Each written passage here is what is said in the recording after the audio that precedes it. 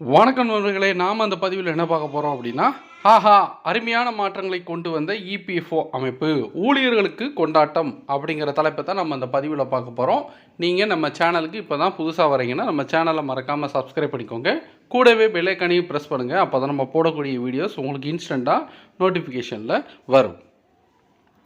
EPFO அமைப்பு தொழிலாளர்களின் நலனுக்காக பல்வேறு திட்டங்களை செயல்படுத்தி வருகிறது. அந்த வகையில் மே 2024 இபிஎஃப்ஓ கோரிக்கை செயல்முறைகளை எளிமைப்படுத்துவதற்காக சில முக்கிய மாற்றங்களை செய்துள்ளது. அதன் விவரங்கள் கீழே கொடுக்கப்பட்டுள்ளது.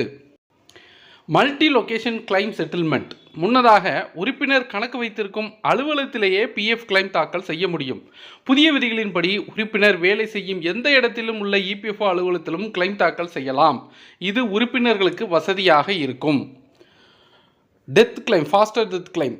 இறந்த ஒருவரின் பிஎஃப் கோரிக்கைகளை செயல்படுத்துவதில் ஏற்பட்ட தாமதத்தை குறைக்கும் வகையில் இபிஎஃப்ஓ புதிய விதிமுறையை அறிவித்துள்ளது. இதன்படி இறந்த உறுப்பினரின் ஆதார் எண் பிஎஃப் கணக்குடன் இணைக்கப்படவில்லை என்றாலும் இறந்த உறுப்பினரின் குடும்ப உறுப்பினர் பிஎஃப் பணத்தை கோர முடியும். இதனால் இறந்த உறுப்பினரின் குடும்பத்தினருக்கு தாமதமின்றி பணம் கிடைக்கும். இந்த புதிய விதிமுறை ஆதார் விவரங்கள் சரியாக இருந்தும் ஆதார் எண் பிஎஃப் கணக்குடன் இணைக்கவில்லை என்னும் பட்சத்தில் மட்டுமே பொருந்தும். சான்றிதழ் பதிவேற்ற தேவை குறைப்பு, ரிலாக்ஸேஷன் இன் அப்லோடிங் டாக்குமெண்ட்ஸ். ஆன்லைனில் பிஎஃப் கிளைம் கோரிக்கை தாக்கல் செய்யும் போது கட்டாயமாக காசோலை மற்றும் வங்கி கணக்கு போட்டோக்களை பதிவேற்றம் செய்ய வேண்டும். தற்போது இதில் இபிஎஃப்ஓ அமைப்பு மாற்றங்களை செய்துள்ளது. இதன் மூலம் ஆன்லைன் கோரிக்கைகள் வேகமாக தீர்க்கப்படுவதோடு காசோலை படம் அல்லது வங்கி கணக்கு புத்தகத்தை பதிவேற்ற செய்யாத காரணத்தால் கோரிக்கை தள்ளுபடி செய்யப்படுவது தவிர்க்கப்படுகிறது.